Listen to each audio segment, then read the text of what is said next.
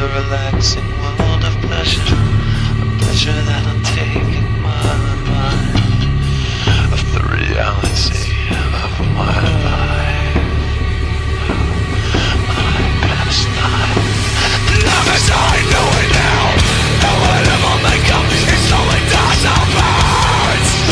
There's someone in the back of my mind, it will remain there to the west or a dreamer.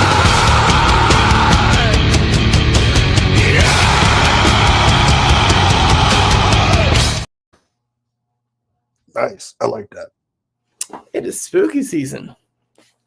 I have had so much fun playing around with that. It is a good time. Good time. Well, welcome to October. We both don't have teams in the playoffs. Nope. You know, that's cool. That's neat. If you see, though, on the top left-hand corner, there's a little QR code. So all this thing I've been saying about the Patreon stuff, this, that, and the other, yada, yada, yada, yada, yada. You can now go there, right there, click on it. It'll take you to the Patreon. Much easier. So there's that. You already know what's on there. All the backlogs and win my money on the football thing, and then the Q&A thing, and then Cheeks wants me to start doing some things on there, which I'm like, well, get on there and pay me, and I will. For real. Sorry, you know. I've not watched a single game of playoff baseball because I have zero desire or aspirations to watch it because I don't have a horse in the race, so I don't care. I've watched a little bit. Yeah, and I don't fault those that do, man. I know people will claim, oh, well, you're not really a fan of the game if you're not watching. I'm like, how? First of all, I don't care about your opinion. Secondly, do you know how busy I am? Right. I'm not going to make time, and especially now because it's hockey season too. Like, I'm not going to shave time into my schedule to watch teams that I don't care about. It doesn't matter to me. It's been quiet on the Pirates front, which I don't care. That's fine. Nothing that they're going to do is going to be like relevant or important. I know the Orioles, if they've said they're going to interview Tony Mancelino for the job, they're going to have an opportunity. Yeah.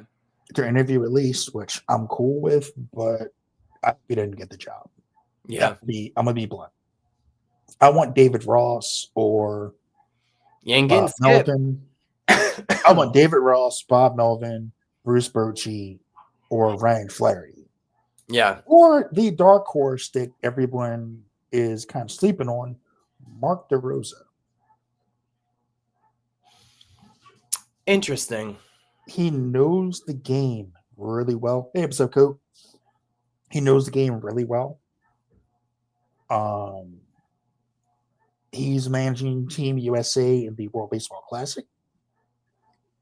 So depending on how that goes, he might be the right fit. Yeah. I think he'd be a good pick for this because I think he knows how to talk to younger players, and they need someone who can reach these guys that knows what the fuck they're doing. Ryan Flaherty would be another guy I would pick. Yeah. Somebody locally here said Jason Varitek, and I said I don't think he would take the job because he's like a Red Sox for life, but I wouldn't be mad at it. I think another guy that I wanted was Skip Schumacher, but he took the Texas job with the Rangers. So fuck that guy. On your birthday, no less, which is just another guy that I know. Another guy I said that I would look at is Don Mattingly. He managed the Dodgers. He managed the Marlins. He's currently the bench coach for the Blue Jays. I think he would be a good pick.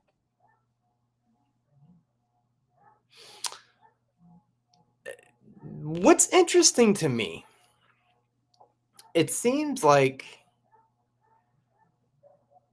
your team actually has not necessarily a goal, but they have a route, I guess, right? Yeah, And I they, look at my team, and it's just flowing like a flag in the wind. Like there's no direction, there's no goal, there's no aspiration, there's no it feel so at least with your team, right?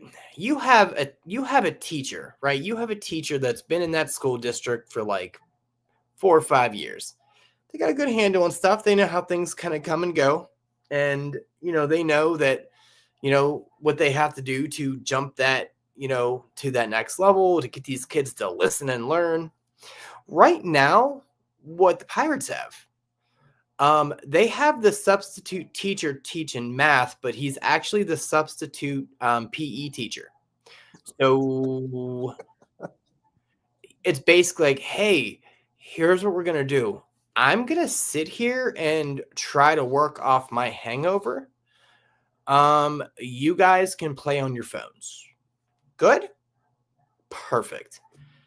That's how it feels. It's just I nobody. mean, there were a couple things that went horrifically sideways this year for the Orioles, and everybody knows it. A Yeah. lot of injuries to Yeah. the pitching. A lot of injuries to the pitching. Lack of rotational depth killed them. And everybody knows it. Like Mike Elias knows it. The ownership knows it. Everybody is keenly aware of it, and everybody was pissed Yeah. coming out going into the all season. Like the players were pissed. The Right. young core of players is not happy with how everything went, and because they come up, they've came up through the system winning. Oh. They won at all levels. Came up to the majors. They won during the past 2 years. Guys like Adley Rutschman, they've done nothing but win since they got here. Gunnar Henderson's done nothing but win since he got here. Jackson Holiday done nothing but win since he got here. Yeah. All these guys, all those 3 core guys, Colton Cowser, Heston Kerstad, Ryan Mountcastle, all those guys. They've done nothing but win since really they got here. And all of a sudden this year, like the bottom fucking fell out. That's the first time they've experienced that really at the major league level, and they're pissed. So I expect all of them to be fucking motivated to say, this ain't happening. And I would love to have that. So there's a little blurb that came out actually, and I forgot to mention this. I don't know if the shirt thing, Rams, not intentional. No. This is gray like my soul. There was a thing that came out. I don't know the actual, like the actuals about it, but it was just kind of like a little thing I came across. So apparently the Pirates players literally were making fun of the ownership and how the direction was going in the locker room. Damn. Like they thought it was funny. Like it was, and not like haha funny, but like, I don't know how to handle this, so I'm gonna laugh because I'm so frustrated that all I can do is laugh at this point. I don't that's the tweet. That's it.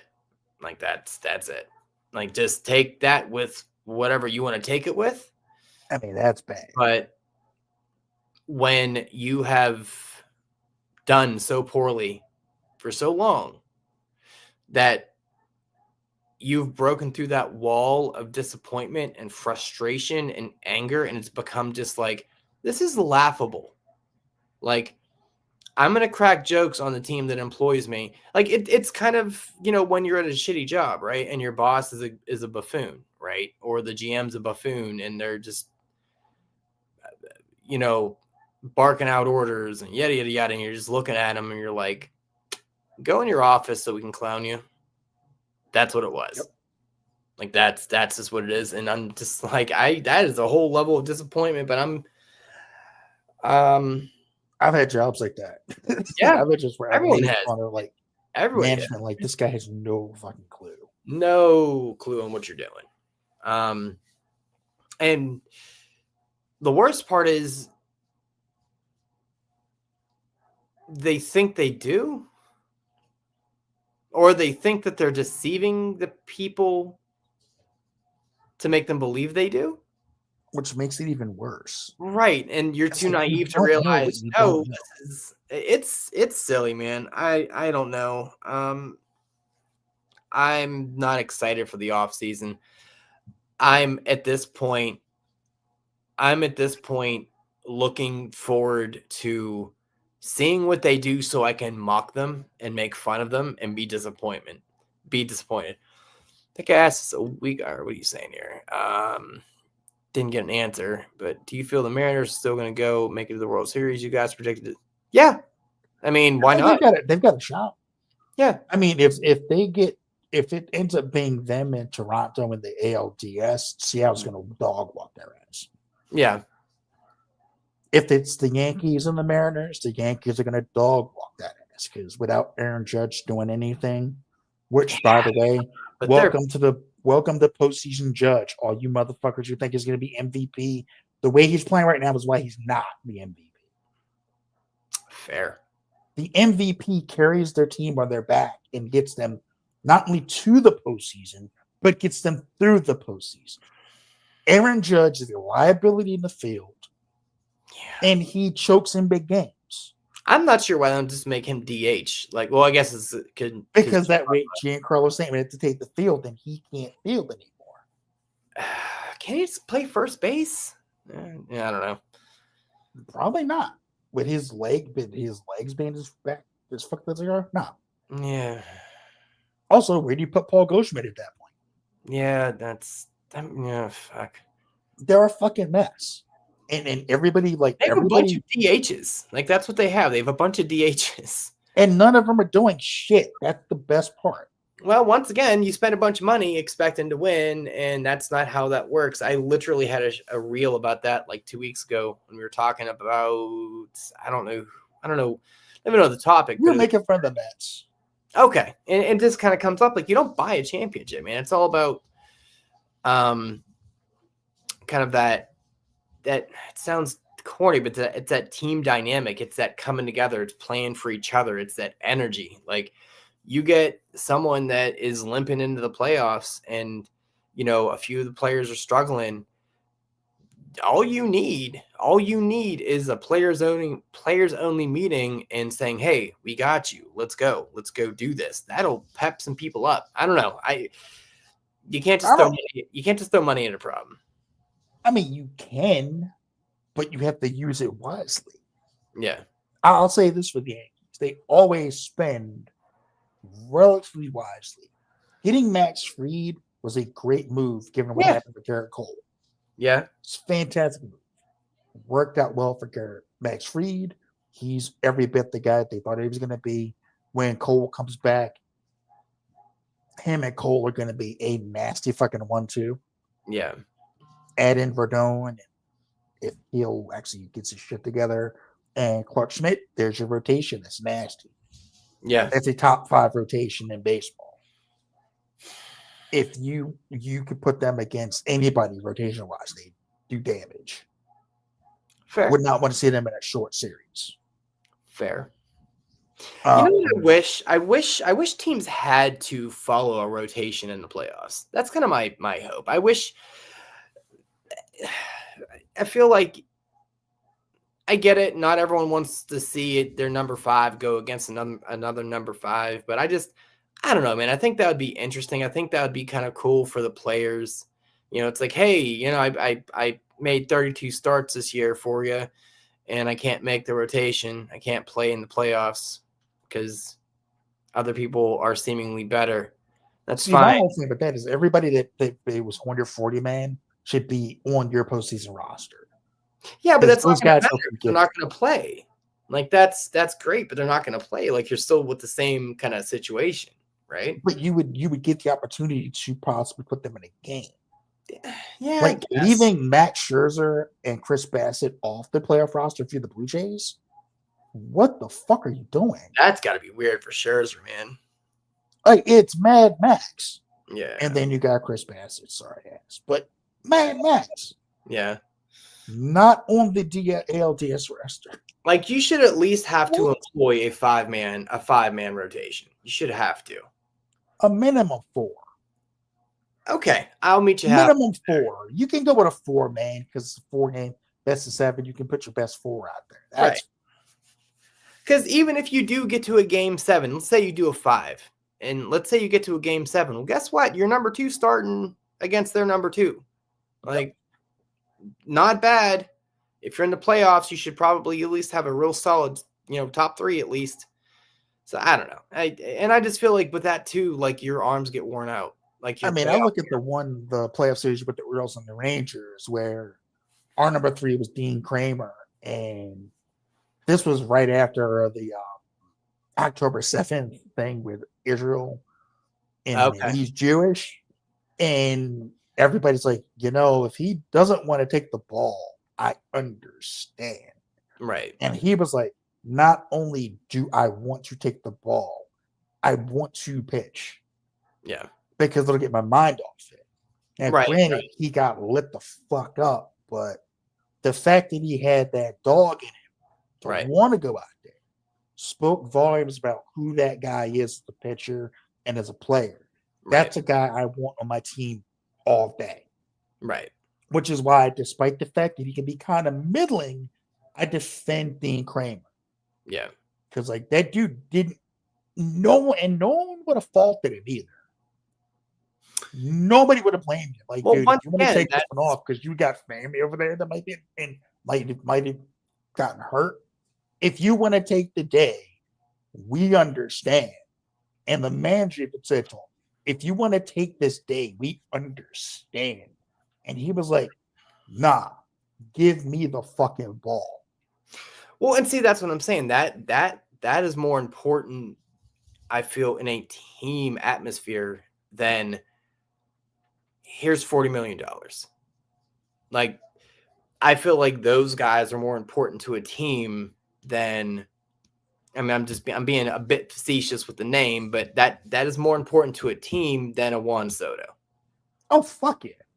You gotta have, if you have I'll take a team full of Dean Kramers or guys like Ramon Urias who would play wherever the fuck he wanted and not complain. Right. Whenever he stayed ready. I'll take a team full of those 2 guys with their mentality than I would a guy like a Juan Soto. And it's not even he's a bad guy, because apparently he's not. But a guy like I don't know, who's a dickhead. Barry Bonds. It's known he was an asshole. I'm aware. It's not secret he was a dick. I'm aware. Bobby Bonilla, who could be abrasive, or somebody like that. And I love Bobby Bonilla. He's given us the greatest meme of all time, the Bobby Bonilla Day. Yeah, I don't know why you keep naming buckos here, friendo, but we're about to have some fucking words. I'm just saying, those are 2 guys who were known to not necessarily be the nicest of people. No. More so Barry than Bobby. Bobby, once he got to New York, he had problems. But in Pittsburgh, apparently he was a good dude. In Baltimore, he was a good dude. But in New York, he was kind of to be fair, New York will tend to change most people.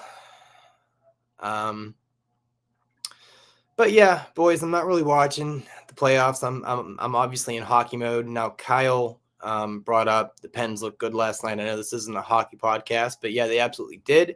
They did. Young team. They did not do the Sully turnovers, the Sully fast breaks, the typical Sully mistakes. It looks like Dan Muse came in and was like, yeah, here's what we're going to do. The players that are playing like shit, you're on waivers. Bye. And Tristan Jari, you're not starting because you're not that good. So we're going to start the guy behind you that was in juniors last year. And he came in, fucking shutout. Looked good, good positions, good kind of positional play, good rebound control, all the good things that you want to see from a goalie. I liked it. Big lights, opening night, all that fun stuff. So it's good. I don't think they're gonna do too much in the season.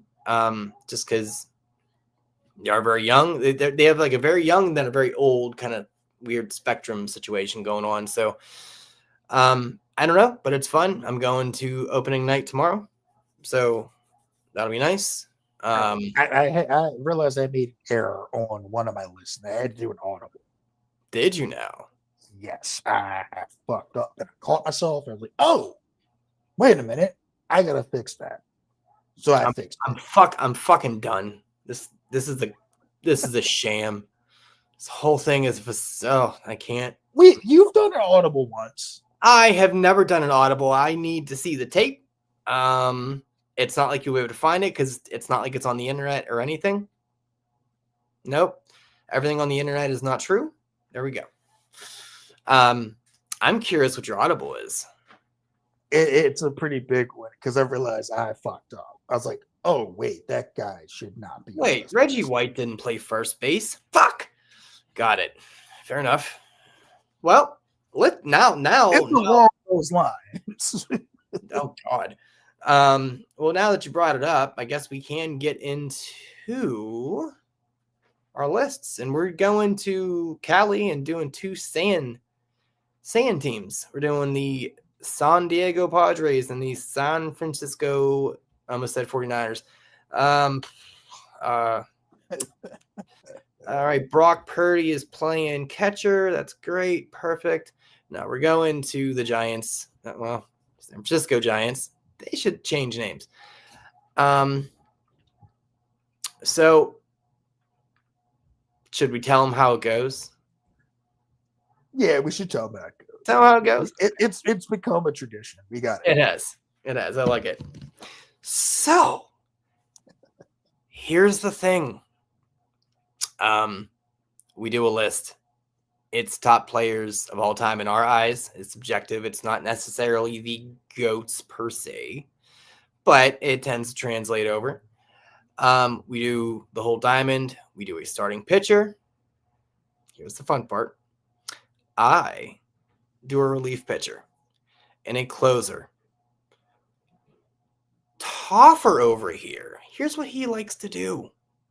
He'll put in a secondary relief pitcher, a secondary starting pitcher / longman / relief guy / somebody that was like somebody's caddy at some point. I don't know what he does. It's a whole thing, but he makes it real fun because there are teams on here that are like, oh God, you're a 1A and a 1B. What do I do? And Chris is like, hold my beer. Watch this. And then he'll just put them both on there. Love it. I did with my Orioles. Look, I love it. It's fun. I did it with my own team because I was like, I love this guy so much. Well, it also better than this guy. It allows me to vicariously live through your list. I'm like, I wanted that guy too. And many a times we're doing this, and we have like he'll have a different starting pitcher, and I'll have a different starting pitcher, but my starting pitcher will end up being his relief guy. I'm like, oh, look, are we smart? I like it. Now, here's the other little caveat, because we have historian over here. He has made a rule that there is no crossover, so no AI. See what I did there? Yeah, you did. And pretty much no player is able to be on any other team. So whenever he comes to like a Mike Piazza, he's not picking the Dodgers and the Giant or the Mets. He picked one or the other. Me, I didn't follow that rule. I don't really know why, but I just didn't. Because nobody puts baby in the corner. That's why. Yeah, I put myself in. Yeah, in a and fucking- he has in previous L taking sessions of countdowns. So not mostly many. the Detroit Tigers one, which I know I'm taking an L on because I let that off one almost of the is best competition. Tigers of all time. Oh, Which is why I called an audible on my one guy for the Giants because I'm not doing that shit again.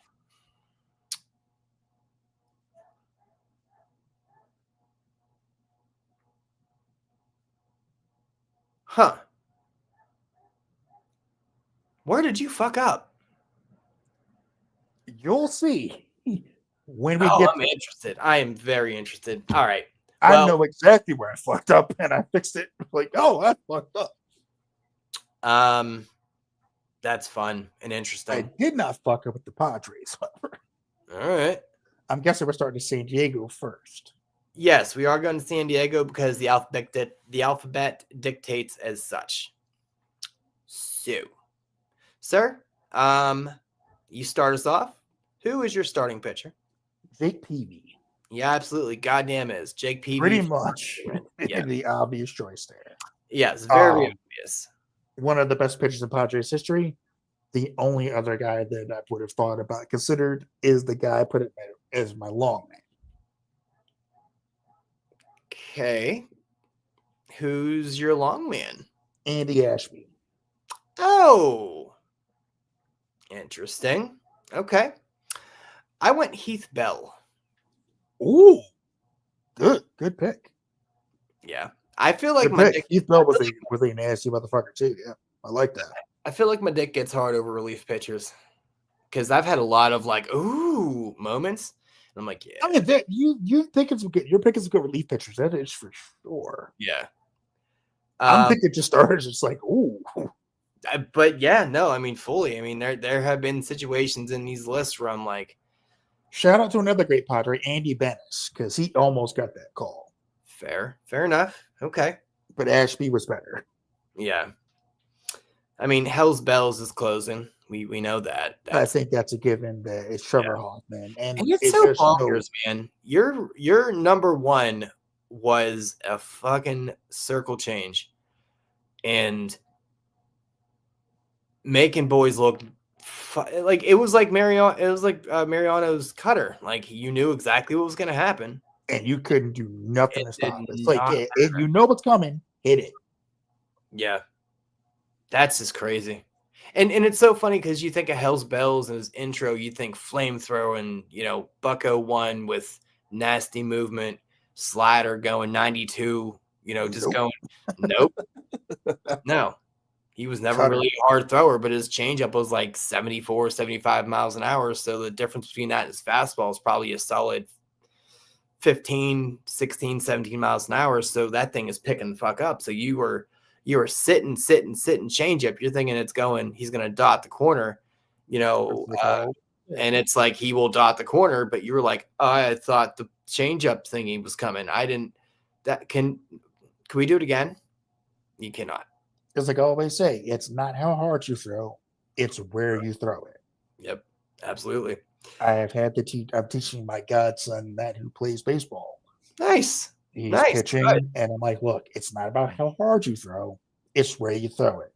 You could throw 100 miles an hour, but if you don't know where it's going, it doesn't fucking matter. Yeah. You can throw 100 miles an hour, but if you don't know how to move the ball, it doesn't matter because it's going to get rocked. Nope, we call that a Kyle Nicholas. So if you don't know what that means, take something off of it. Yeah, and work on location.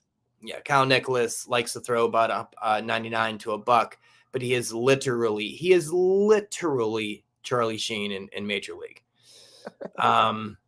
Shintaro Fujinami, come on in. It is yes, awful. Mount Fuji, who is one of my favorite one half a season Orioles ever, just for his postseason celebration when we got into the playoffs and he was just partying like a rock star in the clubhouse. God was over his head, just like, yeah. Enjoy yourself. And then they left him off the roster because he stunk, and then they didn't bring it back. It's fine. You don't get there too often, man. So you enjoy it when you're there. But no, Fuji was. I still love Mount Fuji. I know. Rick clowns me for it all the time, but he's a Japanese guy who threw 100 miles an hour. He just had no idea where it was going. I don't know if I mentioned this to you, but I mentioned it to somebody and they got pissed off about it. I know it wasn't you that got pissed off about it, but somebody has. It is very strange to me that every Japanese player throws a split finger. It's very weird to me. Every Japanese dude is doing a split finger. It's weird. And they're not big people. So I'm like, that, like, you would think, you know, to throw a good split finger, to do it the way it should be done, should have some kind of gorilla hands a little bit. But I'm like, you guys are little. Not necessarily. I don't have a baseball with me. But I looked around like I had one. I got one at work, but yeah. Because I used to throw mine, like my splitter. I used to get a lot of I threw some weird pitches when I pitched. Because I didn't have my fastball topped at like 80 something. I couldn't get it past that. I would have been Jamie Moyer if I ever made it. This guy throws 60 miles an hour. What the hell is this? So I got over it by just throwing whatever I could come up with. Okay. Like I used to throw a screwball. Which has made a weird comeback a little bit, but they just call it a changeup, and I'm like, that's kind of like Devin Williams. That's a screwball boy. Yeah, but everybody throws it with their arm at like a weird angle where it goes over the top of the ball. It always felt like it was gonna break my forearm if I did that. So I'm like, I'm not doing it like that. So I would just throw it like this, almost like a whip motion. Right, like you're snapping your finger. Okay. Yeah, and I would just whip it, and wherever I let it go at, it would just kind of spin through the zone. And people are like, what the fuck? Whoops. Yeah. I think one of the cool Rick, you don't have to be so hard on shit on Mount Fuji, bro. He had the pause with his head because he couldn't find his mouth. Woof. I mean, there is an absolute joke there that I'm not going to touch, but you can all make the joke because you know what the joke is. I mean, he did have trouble finding the strike zone. It was scary. I'm not saying the joke is writing itself here, but okay. He may have needed glasses. I'll put it that way. Okay. Not helping. All right. Who's your catcher? Mine's an interesting pick, and it's for mine is Benito Santiago. Yeah, that's fine. You know who I went with? Ramon Hernandez. Here's why. One, he had two of the most impressive kind of catching seasons from an offensive standpoint for San Diego. I will tell you this. Knuckle curve, yeah, I was actually going to say that's one of the cooler pitches to see thrown. Mike Messina was the master of that joint, man. Yeah. Now, I remember one time I saw him warming up in the game he was pitching at. It was with my dad, and he's throwing an actual knuckleball. Yeah. And I'm like, what pitch is that? And my dad just goes, it's knuckleball. I'm like, a knuckle curve? His knuckle curve? He's like, no, a straight knuckleball. Yeah. I'm like, well, what's he doing that for? He's like, when he loses his fastball and all that other stuff, he's going to start throwing knuckleballs. And I'm like, okay. He retired before he lost it, so yeah, that's certainly a knuckle curve. He was the master of that joint. But you were saying Ramon Hernandez was your catcher? Yes, and here's why. There's two very, very impressive seasons offensively he put up that he was there. But two, in triple play baseball, I will tell you, there was something wrong there is something wrong in the coding because he could not hit a home run pretty much any time he touched the ball. There was something messed up, but he was a threat every time. And I will remember him forever because of that. But also, offensively, good. I mean, I could have went Santiago, but I'm like, Hernandez feels more fun to me. And it's my list, so I don't care. I mean, it's fair. Yeah. First base.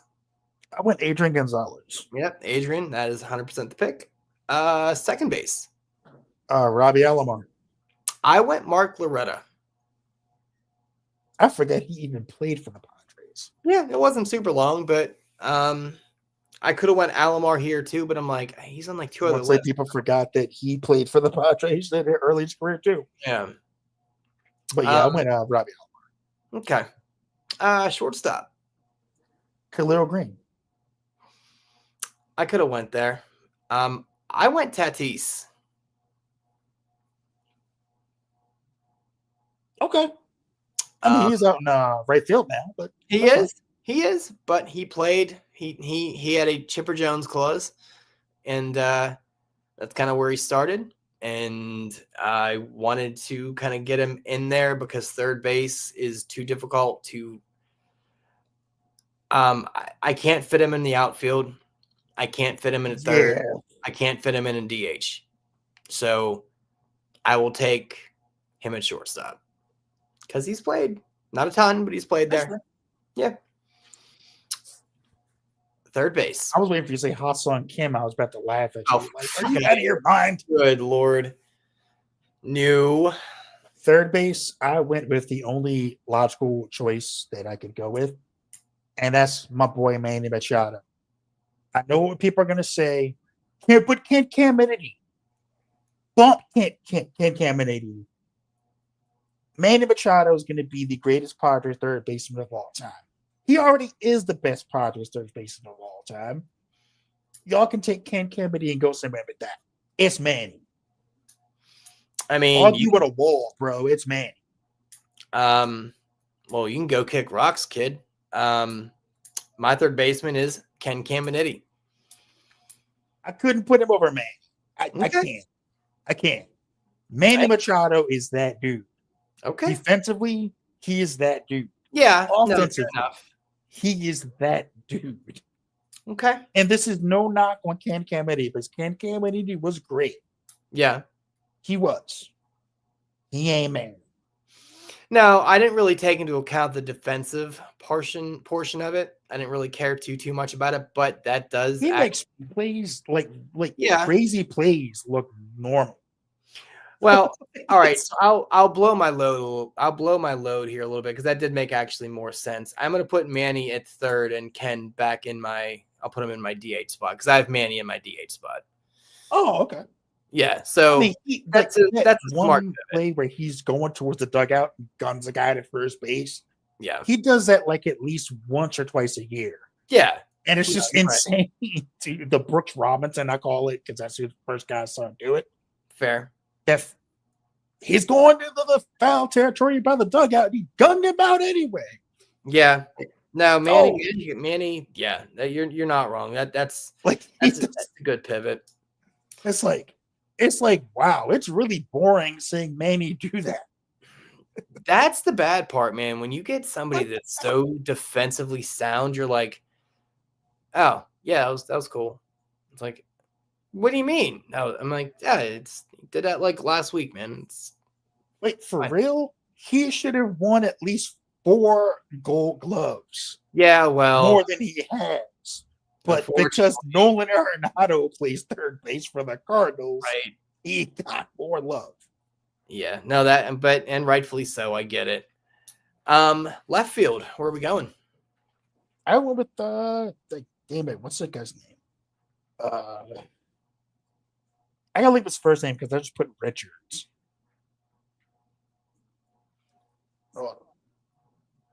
I gotta find his first name. Give me 1 second. I went Greg Vaughn, by the way.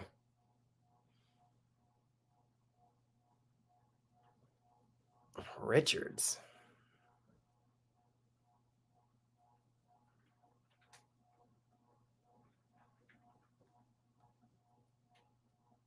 Oh, Gene Richards. No clue. Gene Richards. He had slightly better stats than Greg Vaughn did. By like a hair. Meh. That's fine. But at least we know who Greg Vaughn is. Just saying. No, I don't know. Just a big statuesque hammer. Like that's just what Greg Vaughn. That's what he was. Just I hit ball hard. He was. I don't know. I feel like he deserves to be on this list. So, center fielder, where are you going? Steve Finley.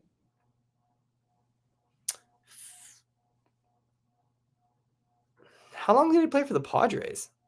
He was there for a while. Was he? Yeah, he went there after he played for the Astros in the dreaded, much vilified in this area. We're going to trade Pete Harnish, Steve Finley, and Kurt Schilling to the Houston Astros for what's his name? Glenn Davis. Oof. Because we needed a power hitting first baseman who then came here and lost all his power and ability to hit for shit. Woof. Yeah. We traded away Pete Harnish, Steve Finley, and Kurt Schilling.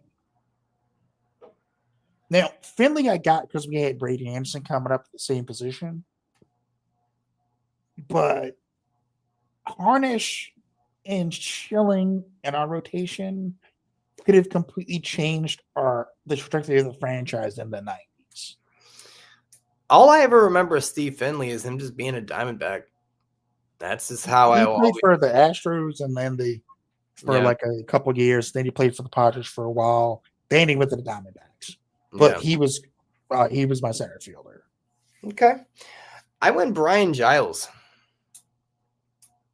Can't argue that. Not a bad pick. No. Big boomstick. See, Rick, that question you're making, I'm getting a wreck thinking about that, brother. It's hot. I can't even lie, man. Moose, McBen, Big Ben, Peter Harnish, and Kurt Schilling in the same rotation. Let me be real with you, brother. I'm erect. That's hard as a rock hard, baby. Yeah. I need an adult. Like just and Harnish wasn't even would have been a 4 out of those guys. Because you got Moose and Schilling and Big Ben. If he stays healthy, Pete Harnish is your number 4 in that rotation. Who's your number 5? Who fucking cares? You've got Moose, Big Ben, and Kurt Schilling as your 1, 2, 3. Who's beating them? I feel like back then is kind of where you could actually afford to do that, and money wasn't outrageous. Like you could put together a team, and greed wasn't like the biggest name in the game. Traded Kurt Schilling and Steve Finley and Pete Harnish for Glenn Davis.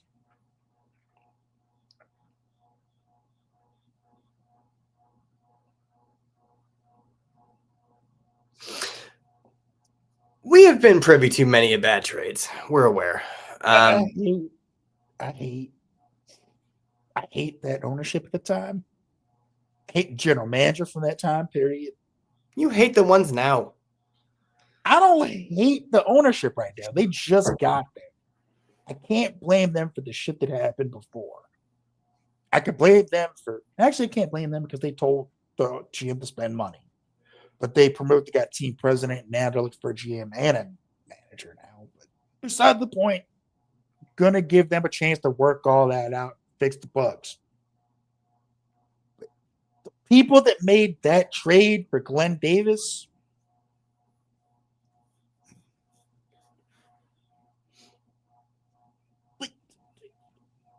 just look at that rotation, Rich. Look at that rotation. I get it. It's fine. Don't worry. Listen, don't worry about it. We can't cry over spilled milk. It's fine. It's fine. All right, Padres right field because I'm getting depressed now. Oh, right. I got Tony Gwynn. It's the only real pick you could put there. Right. Tony Gwynn. Who's your DH? Because we already know mine is Dave Winfield. Who? Dave Winfield. Okay. Where did I have him at? I had him. Okay, he was on my Yankees team for left field. Okay, fair enough. So, yeah, I mean, not a strong team, not strong. Um, Yes. Yes, his real name, as Greg Maddux called it, Tony fucking Gwynn. Yes. yeah, that's fair. Tony Gwynn, the greatest hitter I've ever seen in my life. How crazy is it? His son was dog shit. It's not crazy at all. Look at Cal Ripken's kid. He couldn't make it out of the minors. At least Chris Gwynn or Tony Gwynn Jr. made it to the major leagues. I mean, He didn't last long. At no. least he made it. Yeah, fair enough. Ryan Ripken, who has a great baseball podcast. So let me say that. Great great sports podcast in general. Knows his stuff, really good. Great interviews with former Orioles players, stuff like that. But could not make it out of the minors. And it's in you're carrying like the specter of your dad and your grandfather and your uncle's lore as Orioles into the family business. It's not easy to do. I get it. I guess it just is wild to me just knowing that kind of the genetic pool didn't really trickle down the leg there. It's just kind of like, look at Tony Gwynn and Chris Gwynn. Who the hell's Chris Gwynn? Exactly. At least with Billy Ripken, people know who the hell he is. Yeah, they do. That's true. Tony Gwynn's younger brother, nobody remembers that dude. No. Much like Jay McGuire. Nobody remembers him or Ozzie Canseco. Huh. But people remember Jose and Mark McGuire. And Mark McGuire. Interesting. Yeah, no, I mean, I guess you just don't really think about it till, you know. But funny story about Tony Gwynn. I was at his Hall of Fame induction. Really? He got in the same year the Cal got in. Okay. Ironically, I think he spoke first. You know what's kind of crazy about Tony Gwynn, too? He was such a fat fuck. But he could play. He could. It was just weird. I'm like, you were just absolute. Like, you look like you're built like a cop. Like, what is happening? Like, how are you so good at this thing? I don't know. I don't get it. And he was an all-star, and he was an all-NCAA basketball player, too, in college. Before all the weekend. Well, let's go into the... Yeah, I was there with Rick, ironically. We were a mile away from the induction ceremony. Nice. But it was cool. They had the big screens up there, and you could hear him talking. Okay. Cool. He was very soft-spoken, too. He was a very interesting cat. So we're going to go into the way back machine, and I feel like every single person on this team is a Hall of Famer. Not really, but kind of almost sort of kind of yes. Wait. Are they? Oh, a lot of them are. Yeah. Probably. I think like I think two of them aren't. I know my pitchers are. I know my first baseman. I think my first baseman is. I know for a fact my center fielder. Oh, we teased. Always let us know when a player is deceased. Huh? That was from fucking Coke. Oh yeah, the late great Tony Gwynn. Sorry, I forgot. Yeah, fair enough. Okay. Well, we're going to the Giants. Who do you have to start in pitching? Christy Mathewson. He is dead. That is also my pick. Who's your relief pitcher? Clint Hubel. He's in the we're in the way back machine on that one because he is a way back pitcher. Probably dead. He's dead. I went Sergio Romo. Filthy Sergio Romo. Not a bad pick. Not at all. Not dead. Closing pitching. Rod Beck. Ooh. Huh. People forget about how nasty. No, I don't. I am happy with the Rod Beck pick.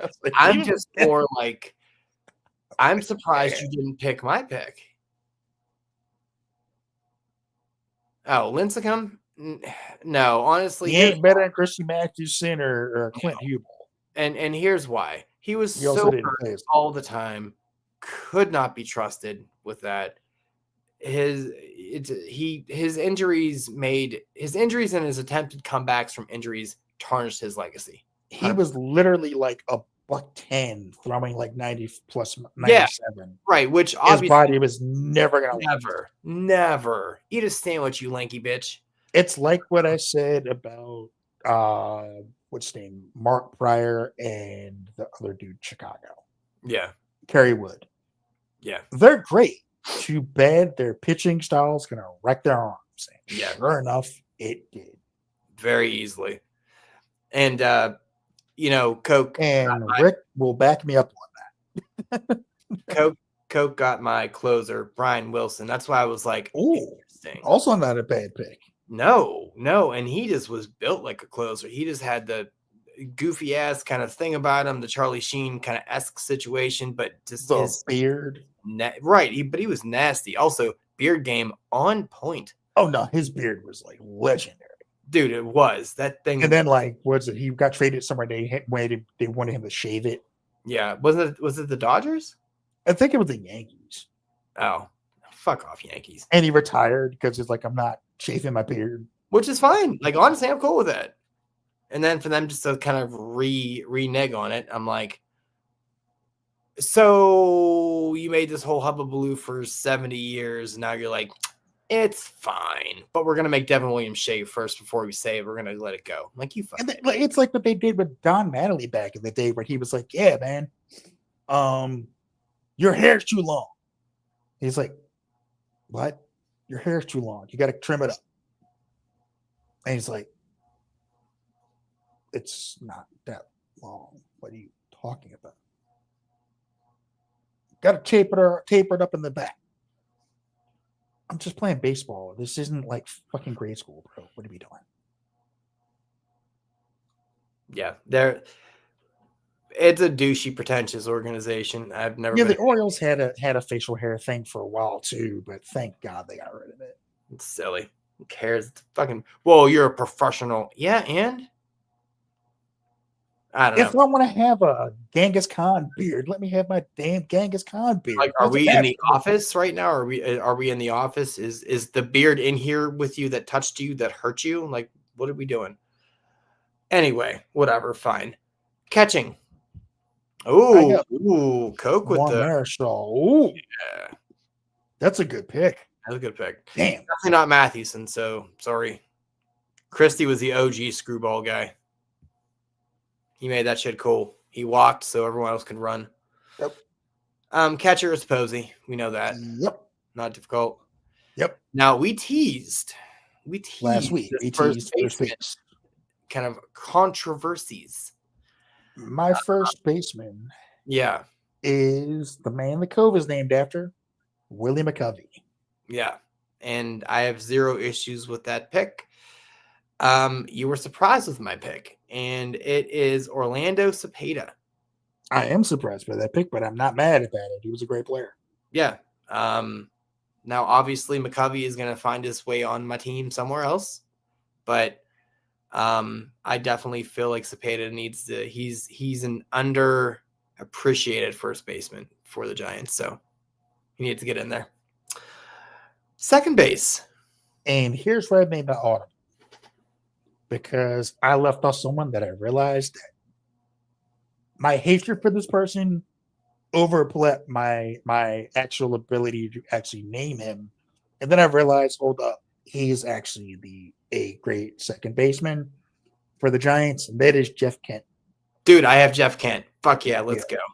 I put him on there because I had to. I was like, I had somebody else there, and I'm like, wait a minute. Jeff Kent was an asshole. We talked about players being assholes. Jeff Kent, super asshole, super prick. Lied about a dirt bike accident. He is an awful human, but god damn it, he could hit. God, he could fucking hit. Are you? Oh my god, yeah, it's bad. Shortstop. This was hard. I went Brandon Crawford. Me too. They don't really have notable shortstops, so I went Crawford. He's the most notable guy they had. Yeah, which is not. And he's I think they retired his numbers, so they clearly Yeah. loved him. But he also was like, there's nobody else. Would you like Hey. to fill this slot? Okay. Perfect. Third base. Matt Williams. Yep. Matt Williams, 100%. Easy. No, is he in the hall? Not yet. Not yet. Okay. I don't think he's eligible anymore. I think he'd be a Veterans Committee guy. Okay. Left field. It's Mr. HGH, the cream of the clear. Yeah, Barry Lamar Bonds. I'm actually annoyed you said that because that's how I was gonna say it. I'm like, God damn it, took my thunder, you son of a bitch.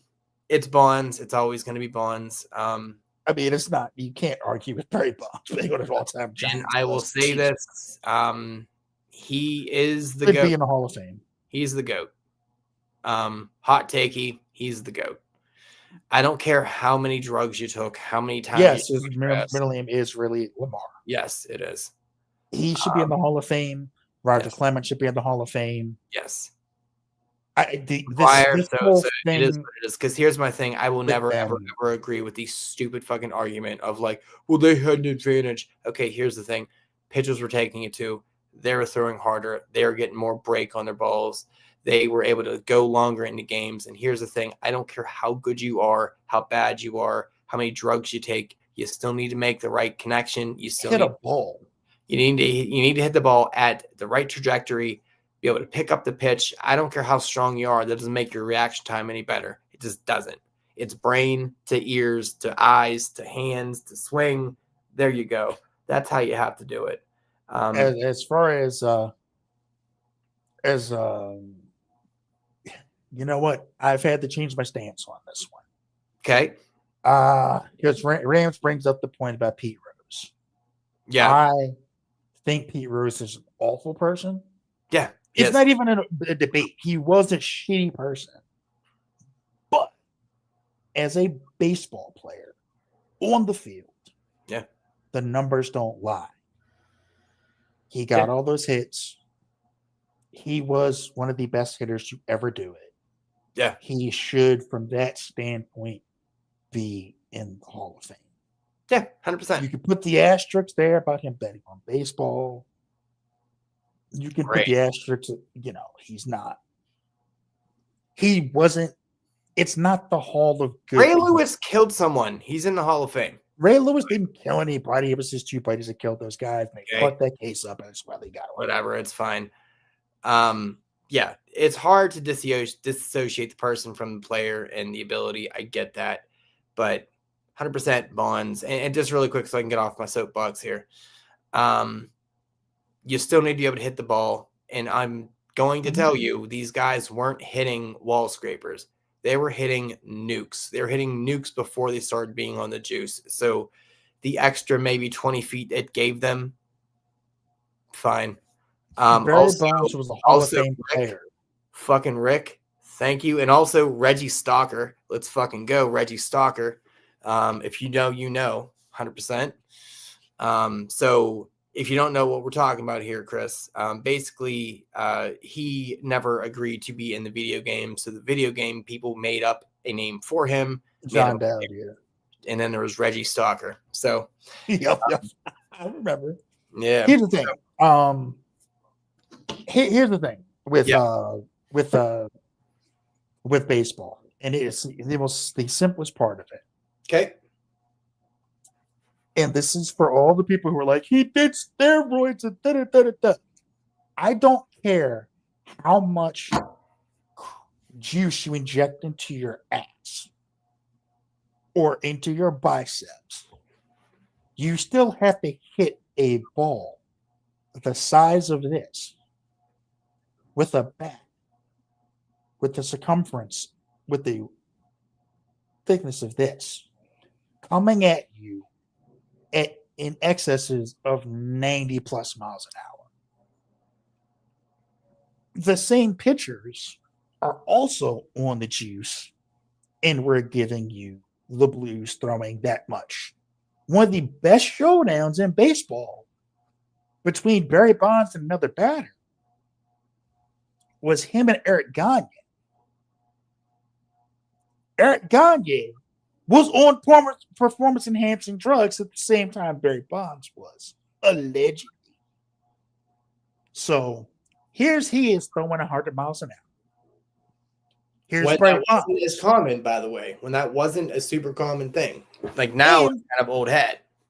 And they had a gentleman's agreement. I'm going to throw my best pitch.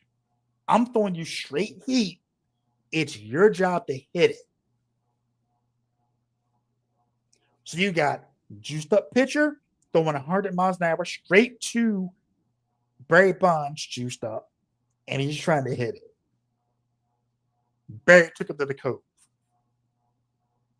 because he was a great hitter before he ever did steroids. Yeah, 100%. 100, and that's what people Just forget. like Roger Clemens, Forget was a about that. great pitcher before he ever did steroids. So you don't have to like it, but it's No. the truth. And I say this is someone who played baseball.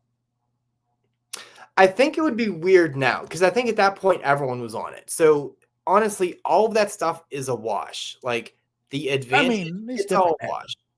Now, if you're on it now it's like, okay, you actually probably do have an advantage now because very few are actually on the juice. But even with that, you're still. What is your advantage? Hit the ball. What is your advantage? Like maybe your wall scraper will now go 4 rows deep, 5 rows deep.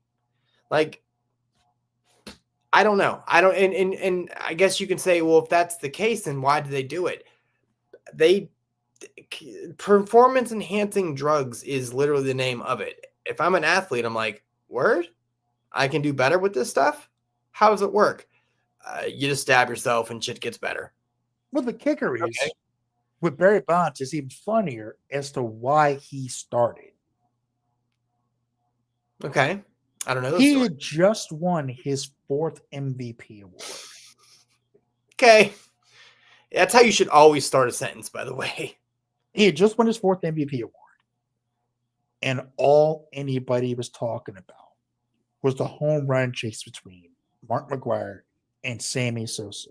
Right. Who everybody knew was doing it. Right. Mark McGwire had shit in his locker that was out plain as day. In his locker, and everybody saw it, and nobody fucking cared.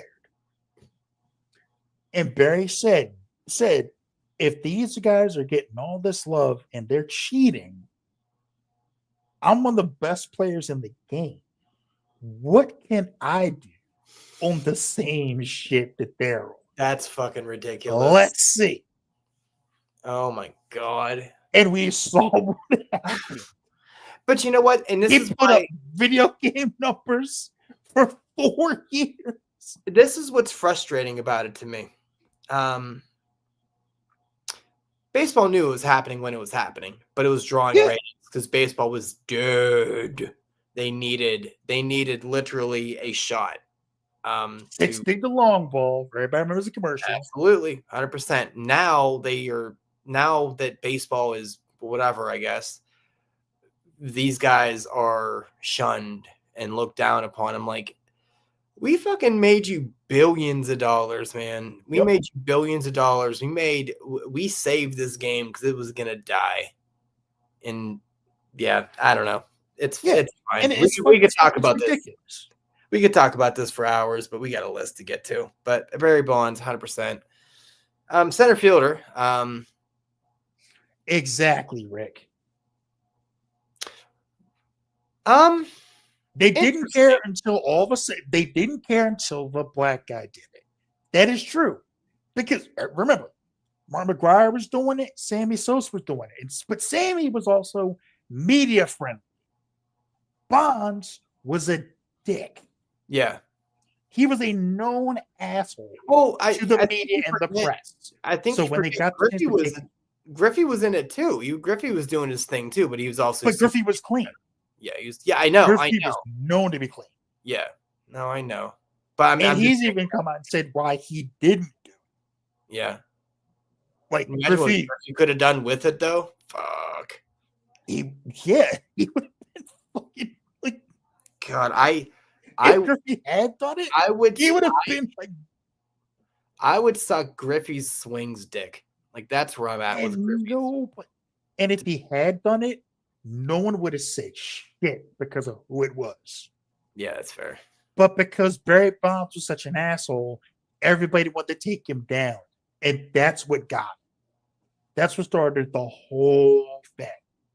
Yeah, that's And in the process, it started all the testing and all that stuff. right. And Rafael Palmeiro got caught in the crossfire, and Miguel Tejada got caught in the crossfire, and Sammy Sosa finally got caught. And Juan Gonzalez, who never failed shit, but he got named and outed for something that he may or may not have done. putting up big numbers, man. You're gonna get big. And then Canseco wrote a book like, "Oh, all these people are doing it. I saw it. All these guys did it." Canseco basically wrote the book of like OJ. If I would have done it, like Yeah. Canseco. He was like, "If I did it, here's what happened."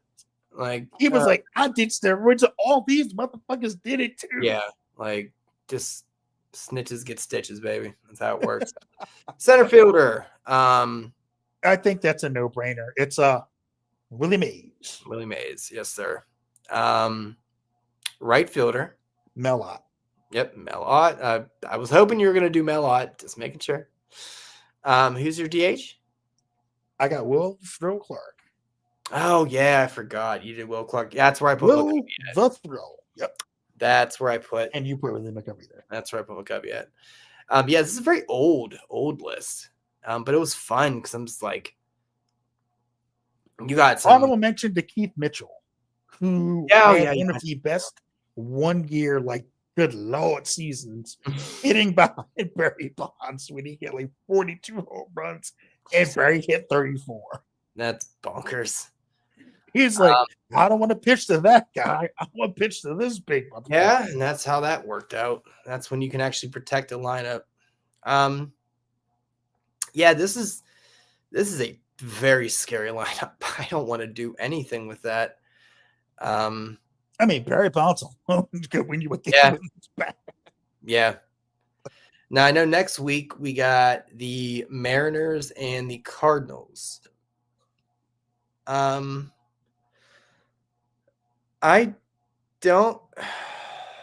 don't have a DH yet for the Mariners, which is interesting. What?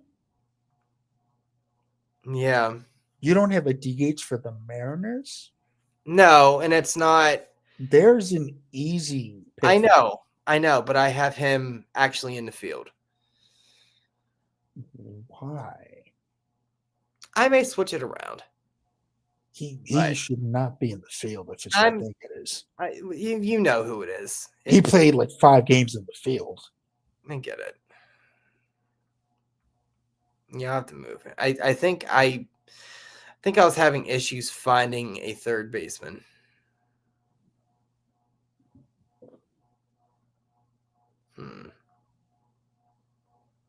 Yeah, figured out. All my cards are in there. Yeah, the Cardinals were fairly easy. Yeah. I mean, starting pitcher is like the easiest pick of all time. Like, number 1 with a bullet.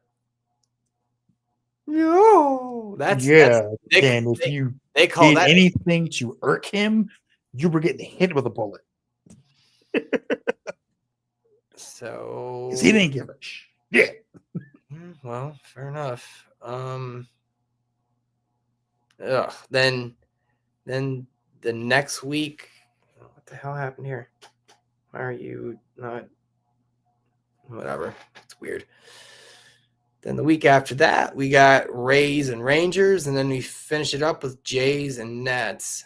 But looking at my cards team, it's not fun. Oh, that lineup's gonna be fun. Yeah, something about the Cardinals. I think it's just because they're in division. I just hate them. Yeah, I think that's really kind of what it is. I think it's everybody's division rivals. I don't like it either, but I really like the Mariners team. My Mariners team is nasty. Dude, it fucking is. It's Oh man, my deck's hard. Oh man. We'll be wrapped up in November from Stones. Well, if we look at it here, if we do some math here, I mean, we're looking at We got a few more weeks of this. we got 3 weeks left, and so we're looking at 1, 2. Yeah, it will actually wrap up at the end of October.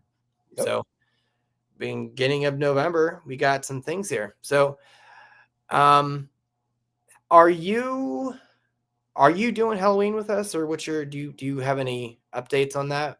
I just don't know yet. Okay, no You know what? worries. I will do Halloween. I'll do it regardless. No, don't listen. No, I will do it regardless. All right. I'm committing to this. I like when you take control, big fella. I'm sorry, what? That made it weird. But we'll work with it. Oh, okay. All right. Well, because just kind of promo the things a little bit, just because that's what we do. I mean, obviously, I still gotta get my mask though. Oh yeah. You do have to kind of get something squared away for a little dressy up. Halloween roundtable. I mean, I don't know what that would entail, but fucking sure. So on the 17th, we have. God, I don't remember. I can't remember the fucking order this is happening in. I'm sorry. 1 sec. I think B show is first. Yeah. So B show's on the 17th. That's Friday.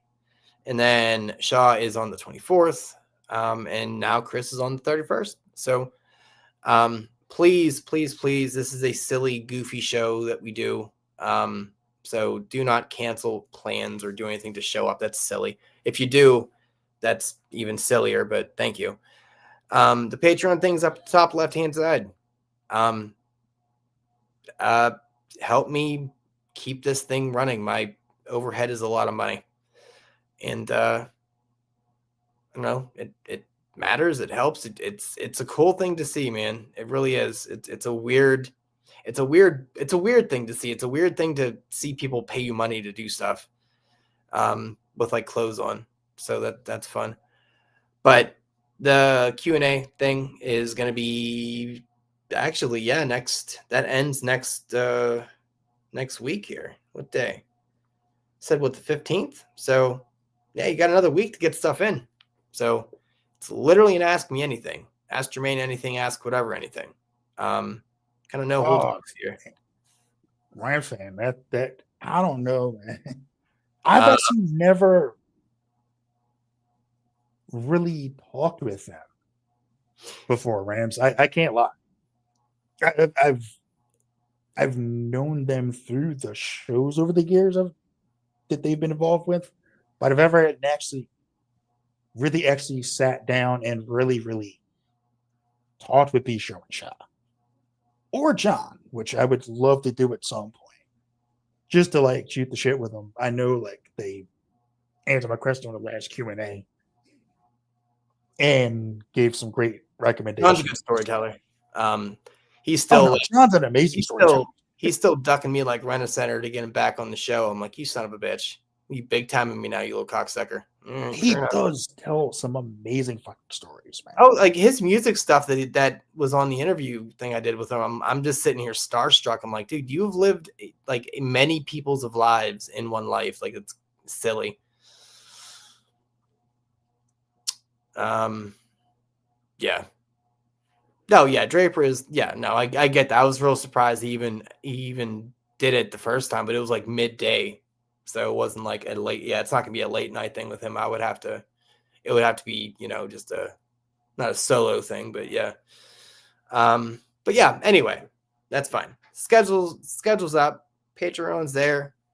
Jump on it, be a part of it. I know most people on here are, but I know Coke. Jump on there, man. It's $5. I'm not your financial advisor, but I got no qualms kind of doing some of the things that you're desiring here, but also I want to see what your questions are. I want you to kind of be a part of that. I don't know, but what is today? Wednesday? Yeah, cool. Okay. Friday, I don't know what I'm doing. I'm doing something. Probably talk about the Pens game a little bit. kind of experience, Yeah, kind of there. 'Cause I'm sitting right behind the penalty box, so I have ridiculously good seats. I'll figure out something to kind of go over. Hopefully, we got some better audio from Jermaine. We're kind of figuring things out. So you guys kind of know, bought him a computer. Computer is dog shit. Didn't really do what we needed to do. So he's back to the phone thing. It's back to the in and out, cutting in and out. He's frustrated. He's having anxiety about it, to the point where he's like not really wanting to do the show right now. I get it. Told him, give your balls a tug, man up. It's fine. We'll figure it out. He's getting Xfinity out to his house. Shout out to Xfinity. Your dog shit. Yay.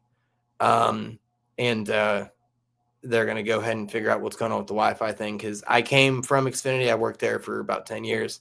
So I'm kind of involved in the techie things there. And just generally speaking, like I'm kind of a tech guy. So I've been working with him kind of off camera, trying to figure things out, bottlenecking the issue down. So I appreciate you guys not making him feel bad, not busting his balls too much, because it is frustrating to me. It is frustrating to him. It's weighing on me. It's weighing on him. It's affecting the show in a few different ways. So he's aware. He is aware. It's not.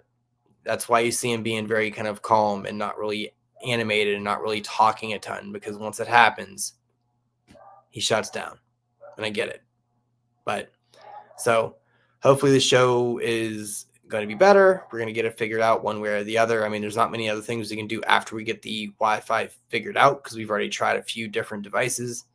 But just give me shout out to Jermaine, man. Just giving you a heads Shout out up. to Jermaine. Like, hope things get better with that. Yeah, like I said, I've only been on with him like once, but he was super cool to talk with. Yeah, no, he's great. He's great. He's a good dude, man. man. And that's the frustrating thing, because it's like, and he feels guilty because we're actually catching kind of fire. We're catching, we're getting a good bit of momentum, and now it's like all of a sudden now this shit wants to happen. It's like, and that's how it works. The fact that it irks him that much shows how much he cares. Yes, and that matters. Yes, and that's why it makes it easier to. And it sounds silly. It makes it easier to help him, because I know he actually, this is bothering him, and not that I needed to hear that, but it was good to hear, because after every show with me and him, we're on the phone about 20, 25 minutes, just kind of talking, just kind of figuring things out. Okay, here's what we'll try next. Here's what we'll do next, yada, yada. So there's a lot of things that you guys don't know that we're trying to figure out and all that, but just kind of giving you a bit of a heads up. Like, we're aware of it. I'm aware of it. I'm well aware of it. I know my face kind of reads it on the show. I get it. And I don't mean to be, unprofessional or anything, whatever you want to call it with that, but I am human as well. So, but I mean, it'll work out, man. Yeah, that's the it'll, hope. It'll get worked out. And the struggles you go through with any co-host, or anything like that, make sure you come out of it, the end of it, a stronger show. Yeah, oh, for sure. I fully believe that. And yeah, I say that as someone who hasn't been doing any of this shit that long. It's a human thing. All you're doing is been in it for like a year tops. Actually, I think it's been a year since I got on the Bayou Geeks. You don't need a lot of time to kind of get perspective, man. We're all old men here. Like, that's kind of the thing. We're all old men. We're all, we've all learned things. We've seen many, many things, and we can definitely assimilate situation A, B, C, and D to A, B, C, and D. So, it's like a friendship, man. It's like a friendship. Yeah. Even though it's like a business thing with a podcast, it's a friendship. Yeah. You're dealing with people. You have a relationship with that person, and any struggles you have with that person, you come out on strong on the other side. Right. I know that's been the case with my friends and stuff like that. Yeah. As long as both parties are able to be responsible, mature, and understand situations at hand and how it can be helped, what's in their control, what's not in their control, and everyone can actually be adults, which generally speaking, I don't really deal with non-adults, I guess, if you want to, that's worded weirdly, but no, that makes sense. I don't like childish shit either. Like, I'm too fucking old. I don't have that time. I do not tolerate foolishness. I am closer to 40 than not. I'm all fucking set. I'm good. I don't have it to do. I'm closer to 50 than anything at this point. I'm literally 3 years away now. So yeah, I'll be 50 or 50. I'll be 40 next year. Jesus Christ, I'm the old man here. Fuck. Yeah. Jermaine, I think he's 46 or 47. I don't know. She's the wife. Fuck, I'm offending him too. God damn. Yeah. Oh, yeah. Ah. The wife thinks I'm a terrible friend because I don't know like birthdays or ages of people. I'm like, do you understand how shallow guys' friendships are? But like how we're super like down for fucking anything. We don't It's care. crazy. I'm the young among my circle of friends. I'm like one of the youngest ones. Among every podcast, I'm like, I think on the Bio Geeks, I might be the youngest guy there Yeah. because like I think Fatty's 50, Gary's 50, and Damn. Dirk is like up there. But I think I'm the young guy there, and even there, I'm not the youngest guy there because little Mike is younger. It's like, God dang it. Well, your grandpa, man, your Uncle Ruckus. That's old dude. Your uncle. And I'm literally a grandpa now, so it's crazy. Oh, there you go. See, it works out perfectly. All right, Rams. Okay, we'll leave on your question. What do you got for us, buddy? Let's see what you got rolling in that noggin. Yeah, let's see what this is.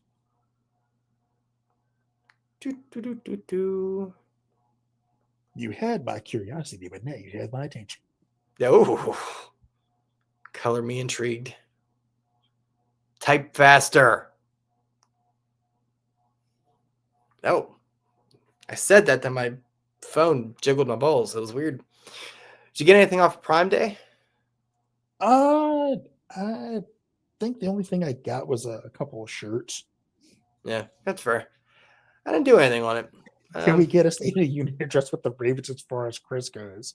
You really do not want me to. Yeah, we don't got time for all that. That's on a foot. I'll come on a football to do that. Yeah, I'll come on a football to one of these one night whenever y'all are up for me to come on.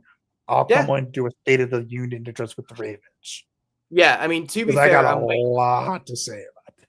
I'm waiting till audio gets fixed on that side until I get anybody on for the football thing. Now, I will say this, and I know Stoney actually brought this up. If the audio isn't fixed before kind of like Shaw and B show and all that stuff, it's gonna end up just being me and the guests. So because I can't have that, for guests. I don't want to. I can tolerate it when it's just me and him, but the draw and the pull is harder on the kind of whole thing. I do remember the sacrifice South was made for us to have Prime Day. He gave his life so that all could be one and we could get nice deals on merchandise. Before the tariffs. But that's kind of my little State of the Union on that stuff. So just be aware. Don't worry. Is this mask, is this mask actually the right color though? Oh, it looks good. But if I order it, will it be the right color? Well, you go have fun on Amazon. You boyos go eat dinners or do whatever you're gonna do. I'm probably gonna do the dinner thing too because I got to figure out what's happening there. But yeah, so I will see you guys. Thank you for coming to the Bite Geeks, Rams. Thank you. There you go. Check it out. Yeah, there you go. Do it. I appreciate that. Thank you. Interesting, folks. All right. So no, I got some shirts and some like detergent stuff I needed for the apartment. Yeah, we're trying to be on a no spend a little bit here, so we're trying to be more. Yeah, but yeah, so we'll see you folks tomorrow or Friday, and then Saturday, and all the other days we do these. So, toodles, thanks for coming. Peace.